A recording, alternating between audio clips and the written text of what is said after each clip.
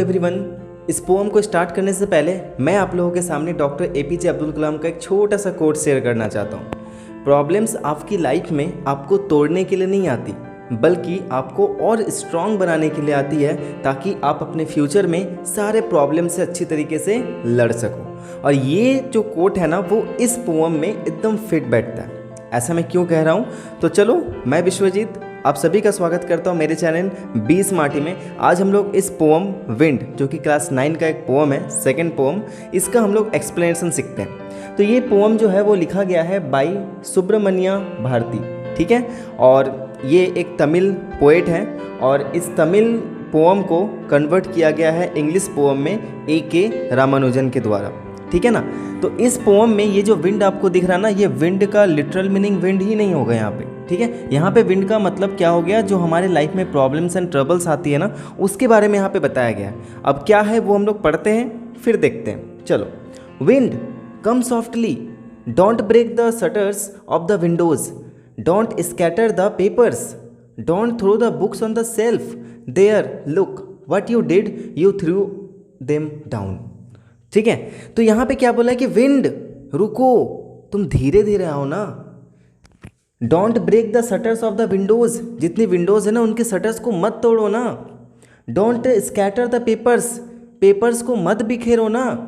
Don't throw the books on the shelf, और जो भी सेल्फ पे बुक्स रखी हैं उनको मत गिराओ ना, प्लीज़ मत गिराओ। There look what you did, you threw them down, लेकिन देखो विंड तुमने क्या किया, तुमने सारी चीज़ों को नीचे गिरा दिया, ठीक है। तो यहाँ पे इस स्टैंजा में ऐसा बताया जा रहा है कि ये पोएट जो है वो विंड से कह रहे हैं कि विंड तुम ऐसा मत करो, विंड तुम वैसा मत करो, लेकिन विंड नहीं सुनता है। नेक्स्ट स्टैंजा में क्या बोला गया है, you tore the pages of the books. अब सबको पता है कि अगर विंड बहुत तेज आ गया तो वहाँ पे अगर बुक्स वगैरह खुली रहती हैं तो वो सारे बुक्स के पन्ने क्या हो जाएंगे, फट जाएंगे। तो वही बोला गया, you tore the pages of the books, तुमने क्या किया, बुक्स के पेजेस को फाड़ दिया। यू ब्रॉट रेन अगेन, तुमने फिर से रेन ले आया। You are very clever at poking fun at weaklings, तो पोकिंग फन का मतलब क्या होता है, मजाक उड़ाना किसी का, ठीक है। एंड विकलिंग्स का मतलब क्या होता है, पर्सन्स हु आर वीक, जो कमज़ोर होते हैं। तो यहाँ पे पोएट क्या कहते हैं, आगे पढ़ लेते हैं। Frail crumbling houses, crumbling doors, crumbling rafters, crumbling wood, crumbling bodies, crumbling lives, crumbling hearts, the wind god winnows and crushes them all. तो इसका मतलब क्या बोला गया है कि देखो तुमने क्या किया, तुमने सारे चीज़ों को नीचे गिरा दिया, ठीक है। और तुमने क्या किया, जो बुक्स के पेजेस हैं उन पेजेस को भी फाड़ दिया। देखो तुम वापस से वर्षा लेके आ गए, ठीक है। और you are very clever at poking fun at the weaklings, और मुझे पता है विंड कि तुम ना जो कमज़ोर लोग होते हैं उनका मजाक बनाते हो, ठीक है। ये बात सही भी है, हमारे ज़माने में जो लोग कमज़ोर होते हैं उनका सब मजाक ही बनाते हैं, बात भी सही है। ये विंड जो होता है ना, वो क्या करता है, देखो फ्रेल का मतलब क्या होता है, weak and delicate, and delicate का मतलब क्या होता है, नाजुक। कोई भी चीज़ नाजुक होती है तो वहाँ पे हम डेलिकेट वर्ड यूज़ करते हैं। क्रम्बलिंग का मतलब क्या होता है, फॉलिंग और टू कॉज समथिंग ब्रेक, कोई चीज़ का टूट जाना, है ना। एंड नेक्स्ट रैफ्टर, आपको पता होगा ना, जो हमारा रूफ होता है उस रूफ के नीचे सीलिंग जैसा बना होता है जो उसको सपोर्ट करता है उस चीज़ को। तो यहाँ पे क्या कह रहा है कि मुझे पता है विंड कि तुम जो वीक होते हैं उनका मजाक बनाने में बड़ा माहिर हो, तुम बहुत चालाक हो। देखो तुम क्या करते हो, जो हाउसेस कमज़ोर होते हैं उनको तोड़ देते हो, जो डोर्स कमज़ोर होते हैं उनको तुम गिरा देते हो, जो रैफ्टर्स कमज़ोर होते हैं उनको तुम उड़ा के ले जाते हो। यहाँ पे क्रम्बलिंग का मतलब तोड़ देना ही होगा, पर मैं इसको थोड़ा सा डिफाइन कर करके बोल रहा हूँ। वुड्स को भी क्या करते हो, तोड़ देते हो। क्रम्बलिंग बॉडीज़, बॉडीज़ यानी जो भी बॉडीज़ है उनको भी तुम तोड़ देते हो, है ना। लाइव्स, कितने लाइव्स को तुम ले जाते हो।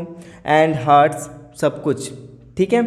The wind god winnows and crushes them all. कभी आपने देखा है जो लेडीज़ होती हैं वो जब धान वगैरह होता है, पैडी का समय जो होता है, कभी गांव में चले जाओगे, पैडी जब कटती है ना, पैडी हो गई, हाँ पैडी समझ लो, पैडी वेट, नॉर्मली पैडी की मैं बात कर रहा हूँ। तो वो कुछ इस तरीके का, जैसे आप यहाँ पे इस फिगर में देख रहे हो, यहाँ पे दिख रहा होगा फिगर में, इस तरीके से एक लेडीज़ जो है वो क्या कर रही है, एक लेडी ऐसे करके उसको विनो कर रही है ना। अब इस विनो करने के फॉर्म में क्या होता है कि वो जो भूसे होते हैं, ठीक है, वो भूसा क्या होता है, नीचे की ओर गिर जाता है, और जो राइस होता है ना वो ऊपर ही रह जाता है। तो इसका मतलब क्या हुआ कि विंड जो होता है वो जो वीक होते हैं लोग उनको वो धक्का मार के गिरा देता है, लेकिन जो स्ट्रांग होता है उसको वो ऊपर ही रख लेता है। इसका मतलब कि विंड, मुझे पता है तुम इतने चालाक हो कि जो लोग स्ट्रांग होते हैं तुम उनको पकड़ के रखते हो, लेकिन जो लोग वीक होते हैं तुम उनको क्या करते हो, गिरा देते हो। इन द सिमिलर वे हमारे लाइफ में भी ऐसा ही कुछ होता है कि जो स्ट्रांग रहते हैं हर एक सिचुएशन में उनका प्रॉब्लम कुछ भी नहीं बिगाड़ पाती, लेकिन जो स्ट्रांग नहीं रह पाते प्रॉब्लम उनको ले जाती है। ठीक है, ऐसा एक कहावत है ना, ऐसा हम कहते भी हैं, क्या कहते हैं कि प्रॉब्लम तो सबकी लाइफ में आती है, बस फ़र्क इतना होता है कि कोई निखर जाता है तो कोई बिखर जाता है।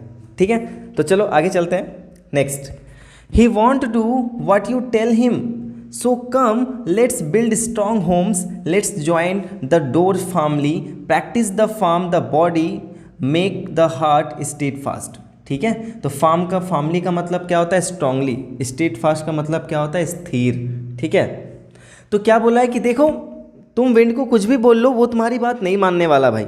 ठीक है ना, ही वॉन्ट डू, वो नहीं करेगा, व्हाट यू टेल हिम, जो तुम उसको कहोगे वो नहीं करने वाला। तुम कहोगे कि रुक जाओ तो वो विंड रुक जाएगा, तुम कहोगे कि किताबों को मत फाड़ो तो नहीं फाड़ेगा, ऐसा नहीं होता। So come let's build strong homes, तो आओ, जब विंड हमारी बात नहीं मानेगा तो क्या हुआ, हम अपने हाउसेस को क्या करते हैं, स्ट्रॉन्ग कर लेते हैं। जो दरवाजे हैं ना उसको स्ट्रॉन्ग लगा लेते हैं। Let's join the doors firmly, practise to form the body, चलो हम अपने बॉडी को भी क्या करते हैं, सख्त बना लेते, स्ट्रॉन्ग बना लेते, ताकि वो हमारे बॉडी को भी तोड़ ना पाए। ठीक है, जैसे यहाँ पे लिखा हुआ था। Next, make the heart stead fast, और इस हृदय को, इस हार्ट को क्या करो, स्टीड फास्ट करके रखो, स्थिर रखो, हर समय अकबकाओ मत, है ना। नेक्स्ट क्या कहा है, do this and the wind will be friends with us, ये करो और विंड जो है वो तुम्हारा क्या बन जाएगा, दोस्त बन जाएगा। ये विंड हमारा दोस्त बन जाएगा। The wind blows out weak fires, he makes strong fires roar and flourish. आपको ये बात तो पता ही होगा कि अगर दिया ऐसे करके, अगर दिया जल रहा हो और आंधी आए तो उस दिए को बुता देगा, बुझा देगा, ब्लो आउट कर देगा। लेकिन अगर वही जंगल में एक छोटे जगह पर आग लगा हुआ है और वहाँ पे अगर आंधी आए ना तो वो उस आग को और लहरा देगा।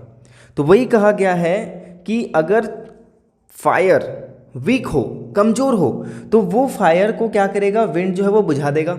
लेकिन वही फायर अगर स्ट्रांग हुआ तो वो उसको और ज़्यादा फ्लोरिश कर देगा, और ज़्यादा ग्रो कर देगा। His friendship is good, we praise him every day, है ना। ये उनका जो फ्रेंडशिप है ना विंड का, वो बहुत अच्छा है और हम रोज़ उसकी प्रशंसा करते हैं। अब यहाँ पे मैं आपको छोटा सा एक समरी मैं बता देता हूँ कि आखिर इस पोम में कहा क्या गया है। इस पोम का जो सेंट्रल आइडिया होगा वो आपको यहाँ पे दिख रहा होगा, है ना। और मैं आपको ऐसे भी समझा देता हूँ कि इस पोम में यही सेंट्रल आइडिया दिया गया है कि हमारे लाइफ में जो प्रॉब्लम्स आती हैं, हम अगर कहेंगे कि वो प्रॉब्लम्स मत आओ मत आओ, तो क्या प्रॉब्लम्स हमारी लाइफ में नहीं आएंगी, आएंगी ना। तो प्रॉब्लम्स को तो हम नहीं रोक सकते। जैसे कि हम अगर विंड को कहेंगे भाई तुम रुक जाओ, तो it is not possible, wind जो है वो रुकने वाला नहीं है। तो वैसे ही प्रॉब्लम्स को अगर मैं कहूँगा कि मेरे लाइफ में मत आओ, तो ऐसा नहीं है कि वो नहीं आएगी, तो प्रॉब्लम्स तो आएंगी। इसीलिए जैसे कि यहाँ कहा गया है कि जब विंड हमारी बात नहीं मानने वाला है तो हमें क्या करना है, अपने दरवाज़ों को टाइट कर लेना है, अपने बिल्डिंग को स्ट्रॉन्ग बनाना है। तो वैसे ही हमें भी अपने आप को स्ट्रॉन्ग बनाना है ताकि हम उन प्रॉब्लम से लड़ सकें। ठीक है, वो प्रॉब्लम जो है वो हमें ना बिखेर दे। वही कहावत के ऐसा, कोई निखर जाता है तो कोई बिखर जाता है। तो हमें प्रॉब्लम्स के कारण निखरना है, हमें उन प्रॉब्लम्स के कारण बिखरना नहीं है। ठीक है ना। तो इस पोम का जस्ट यही मीनिंग था। एंड यहाँ पे आप देख लो कुछ पोएटिक डिवाइसेस हैं जो इस पोम में बहुत इंपॉर्टेंट है। सबसे पहले राइमिंग स्कीम, तो जान लो कि इस पोम का कोई भी राइमिंग स्कीम नहीं है। ए बी बी ऐसे राइमिंग स्कीम होगा, मैं इन फ्यूचर दूसरे पोम में बता दूंगा। पर इस पोम में यहाँ पे कोई भी राइमिंग स्कीम नहीं है, ये एक फ्री वर्स है। तो ये वर्स क्या होता है, वर्स एक ऐसा पोम होता है जिसको हम गा सकते हैं। ठीक है ना। तो हर पोम वर्स नहीं हो सकता, लेकिन हर वर्स जो है वो एक पोम होता है। ठीक है, तो इसमें कोई भी राइमिंग स्कीम नहीं है, तो फ्री वर्स है। Next, alliteration. एलिट्रेशन क्या होता है, जब कोई भी दो वर्ड का फर्स्ट लेटर जो है वो कॉन्सोनेंट साउंड रिपीट होता है तो वहाँ पे हम लोग एलिट्रेशन कहते हैं। अब देखो ये एलिट्रेशन कहाँ पे होगा, जैसे कि इस जगह पर देखो, इस वर्ड को देखो और इस वर्ड को देखो, वांट वॉट, किसका साउंड आ रहा है, डब्लू का, तो यहाँ पे एक एलिट्रेशन हो गया। दूसरा, विंड विनोज, विंड विनोज, यहाँ पे किसका साउंड आ रहा है, डब्ल्यू का। तो इन दोनों जगह पे डब्ल्यू का साउंड आ रहा है, कॉन्सोनेंट साउंड आ रहा है, वो भी फर्स्ट में आ रहा है, इसलिए यहाँ पे एलिट्रेशन होगा। नेक्स्ट आता है रेपिटेशन। रेपिटेशन कहाँ पे आ रहा है भाई? जब 2 या 3 लाइन में एक ही वर्ड रिपीट होते रहता है या फिर कहीं भी वर्ड्स आपको रिपीट होते हुए दिखाई दे तो वहाँ पे रेपिटेशन होता है, और यहाँ पे रेपिटेशन हमारा डोंट कर रहा है, ठीक है। नेक्स्ट आ रहा है पर्सोनिफिकेशन।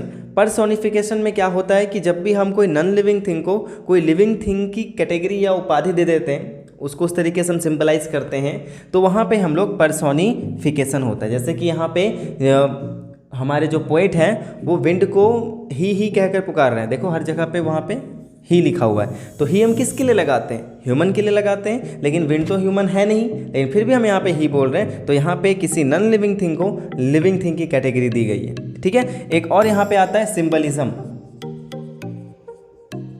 ठीक है। और ये सिंबलिज्म में क्या हो जाएगा, ये पॉइंट यहाँ पे आ जाएगा कि यहाँ पे विंड जो है वो हमारे लाइफ के ट्रबल्स एंड प्रॉब्लम्स को सिंबलाइज करती है, ठीक है ना। तो बस that's it, and I hope my dear students and my dear friends आपको ये एक्सप्लेनेशन अच्छा लगा है। तो अगर अच्छा लगा है तो पता है ना क्या करना है, just like, share with your friends and subscribe to my channel, ठीक है। आप मुझे सपोर्ट करते रहो, फिर मैं आप लोगों की स्टडी को इस लेवल से इस लेवल तक ले जाऊंगा। आप बस मुझे सपोर्ट करते तो रहो, and thank you so much for watching this video. मिलता हूँ अगले वीडियो में, तब तक के लिए till then everyone take care, be safe and keep watching, be smart.